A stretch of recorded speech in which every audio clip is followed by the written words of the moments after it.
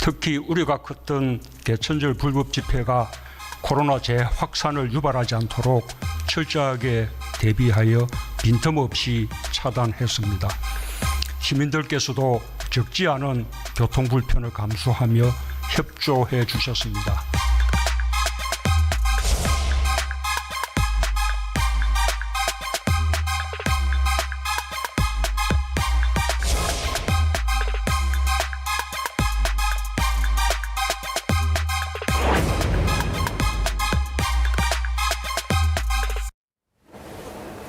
네, 오늘의 킹덤 주제는 집권 4년차 문재인 정부 국정 지지율 집중 분석입니다.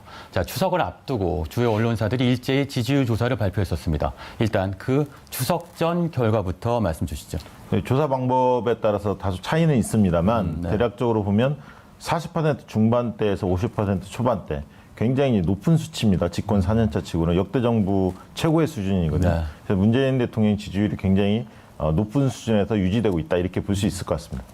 네, 일단 매우 높은 상태로 유지되고 있다. 그런데 사실은 악재가 있었어요. 대표적으로 공무원 피격 사건 또는 추 장관 아들 추가 논란 이런 악재에도 불구하고 대통령 지지율이 이렇게 굳건한 것. 이유가 뭡니까? 이게 되게 이제 그 조사들은 추석 직전에 했던 조사들이었거든요. 네. 이제 방역에 대한 성과가 가장 큰 것 같아요. 코로나 부분에 있어 네. 두 자릿수를 유지했지 않습니까? 추석 네. 직전에. 두 번째로는 이제 선별 지급이 이루어졌지 않습니까? 자영업자들이나 이런 분들한테 수혜를 받은 분들의 이제 긍정적인 평가가 좀 있었을 것 같고요. 세 번째는 아직은 권력형 비리라고 볼 만한 사안이 아직은 터지지 않았습니다. 네. 그리고 마지막으로는 핵심 지지층의 동요가 좀 적다는 겁니다. 그러니까 노무현 대통령 학습 효과 그리고 이제 촛불시 그런 어떤 영향 등이 있지 않을까 싶습니다. 네, 사실 추미애 장관, 강경화 장관 이슈가 있습니다만 이건 사실은 정권 차원의 고의적인 비리들이 아니죠. 네. 사실 이런 것들은 게이트라고 할 수 없는 것들이니까 그러니 지지율에 영향을 덜 주는 것 같은데요. 일단 어쨌든 추석 연휴가 끝나고 첫 대통령 지지율 조사 결과가 나왔습니다. 그러니까 추석 전과 추석 뒤를 비교할 수 있겠다 싶은데요. 지지율 추이를 보면 추석 연휴에 민심이 크게 흔들렸다고 보기는 어렵다 싶습니다. 한번 분석해 주시죠. 네, 이번 추석은 여느 때와 좀 달리 코로나 시대이기 때문에 이동이 좀 적었지 않습니까? 가족들 만남이 네. 줄어들었기 때문에 크게 이제 요소가 좀 적었고요. 민심이 요동칠 만한. 두 번째는 여야 각자의 아킬레스건들이 있었습니다. 여당 입장에서는 추미애 그리고 공무원 피살 이 두 가지가 좀 악재였고요. 야당 입장에서는 개천절 집회에 대한 비판 여론이 상당히 높았죠. 또 한 가지는 차기 대권, 미래 권력에 대한 이야기가 나오는데 거기에는 이재명, 이낙연, 이재명 이 두 분이 좀 앞서가 있고 보수 후보가 힘을 못 쓰고 있기 때문에 이런 어떤 부분들이 양쪽에 다 아킬레스건이 있었는데 그런 부분들 때문에 크게 민심이 요동치지는 않은 것 같습니다. 네, 역대 정권과 같은 시기의 지지율을 비교해봐도 대통령 지지율이 상당히 높게 유지되고 있다는 사실을 볼 수 있을 것 같은데요. 그럼 여기서 킹덤 퀴즈 한번 내보도록 하겠습니다. 자, 역대 가장 낮은 지지율을 기록한 대통령은 누구일까요? 자, 1번 노태우, 2번 김영삼, 3번 노무현, 4번 이명박, 5번 박근혜. 자, 답변은 오창석 의원께서 해주시죠. 한번 맞춰보시죠. 일단 역대 가장 낮은 지지율을 기록하려면은 그 정권에서 가장 안 좋은 일이 있었어야 합니다. 근데 지금 보면 5번 박근혜 전 대통령 같은 경우 임기를 못 채웠기 때문에 네. 지지율을 더 낮기 전에 이제 나가셨거든요. 그래서 5번은 아닐 것 같고 아무래도 정답은 2번 김영삼 대통령이 되지 않을까. 왜냐하면 IMF가 있었기 때문에 네. 이보다 큰 악재는 이 5명의 대통령 중에 없었습니다. 아, 그렇군요. 이번엔 좀 근거가 어느 정도 논리적인 이유로 정답을 유추하셨는데 맞습니다. 정답은 2번 김영삼 전 대통령이 맞습니다. 자, 김영삼 전 대통령은 취임 초 지지율은 상당히 높았습니다. 이 83%로 역대 전형직 대통령들 중에서도 가장 높은 편에 속했는데요. 부패와의 전쟁을 선언하면서 단행한 금융실명제, 역사 바로 세우기, 고위공직자 재산공개 등의 정책이 시민들의 큰 지지를 받았기 때문인데요. 이 국내 사조직이었던 하나회를 해체한 점 또한 이 YS의 공적으로 평가를 받고 있습니다. 하지만 최저치 또한 6%로 조사 대상 중에서 가장 낮은 수치를 기록을 했습니다. 선진국 진입의 관문격인 OECD에 가입한 지 1년도 채 안 돼 터진 IMF 구제금융 대통령 사태가 가장 큰 영향을 미친 것으로 분석이 되고요. 임기 말 차남 김현철 씨가 뇌물수수 및 권력 남용 혐의로 체포되면서 엎친 데 덮친 격으로 여론의 질타를 상당히 많이 받았었습니다.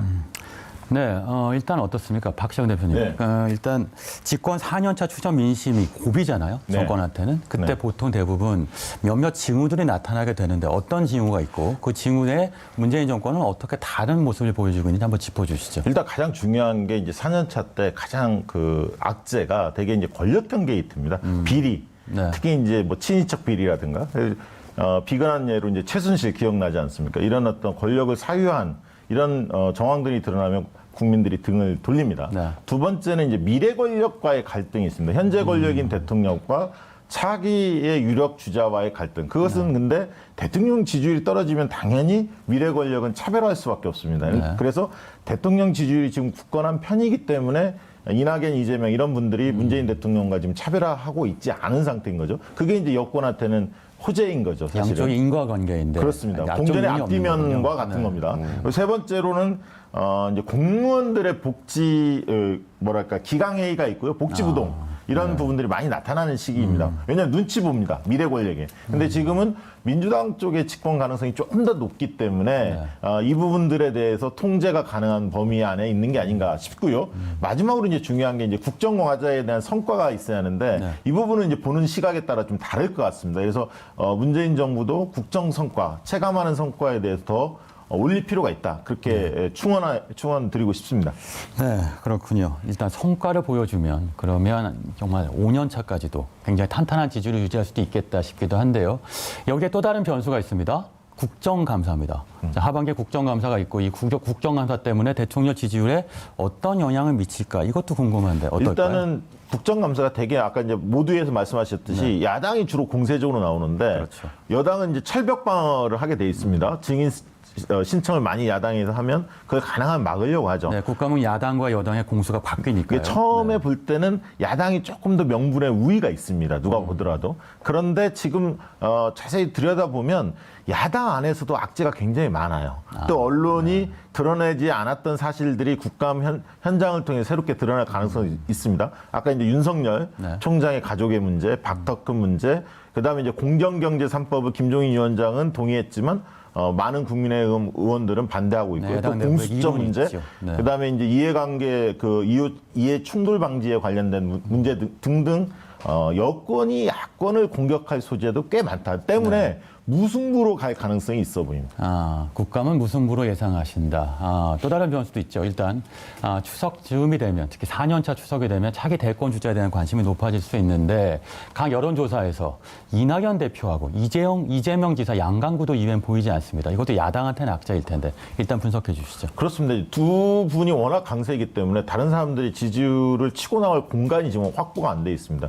그리고 국민의힘 입장에서는 네 가지의 좀 악재가 있습니다. 하나는 뭐냐면 지금 후보들의 어떤 자질, 스토리 이런 부분들이 크게 부각시키기 어려운 측면이 하나 있고 두 번째는 김종인 위원장이 조금 견제하는 것 같습니다. 그래서 일각에서는 혹시 김종인 위원장이 본인이 대권 나오려고 하는 거 아니냐. 왜냐하면 당내 대선 후보 감이 없다. 자꾸 이런 얘기 하시니까요. 세 번째는 윤석열 총장으로 인한 장애물이 한 번 있었습니다. 윤석열 총장이 대권 후보로 거론되다 보니까 꽤 지지율이 나왔었습니다. 그러다 보니까 이제 잠룡들이 치고 나가지 못하는 부분이 있고요. 마지막으로는 보수 진영의 뭔가 구심체가 지금 안 보입니다. 이게 대권 후보가 됐든 아니든 간에 킹메이커가 됐든 구심체가 있어야 그 사람 이야기를 들을 텐데 지금 그 부분이 잘 안 보인다는 측면이 있습니다.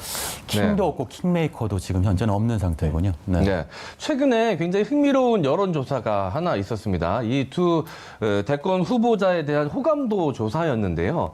저는 좀 궁금한 게 이 지지도 조사와 호감도 조사 어떤 차이가 있는 겁니까? 지지도는 지금 그야말로 경쟁력을 보여주는 거고요. 호감도는 좋은 느낌을 갖고 있냐, 좋지 않은 느낌을 갖고 있냐라는 측면을 따지기 때문에 이거는 잠재력 지표라고 봐야 합니다. 그러니까 호감도가 굉장히 높은 후보는 그만큼 향후에 지지도가 올라갈 가능성이 있다. 그러니까 잠재력.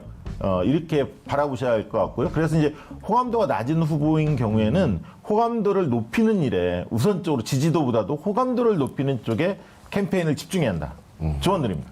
네, 그렇다면 당분간 이재명, 이낙연 후보 대표 그리고 지사의 그러니까 외연 확장 가능성을 좀 짚어볼 필요가 있겠다 싶은데요. 호감도 높이기 위해서는 외연을 확장해야 되겠죠? 어떨까요? 그러니까 이재명 지사는 오히려 중도층과 보수층한테 어필 포인트가 좀 있습니다. 일을 잘한다는 이미지가 좀 있거든요.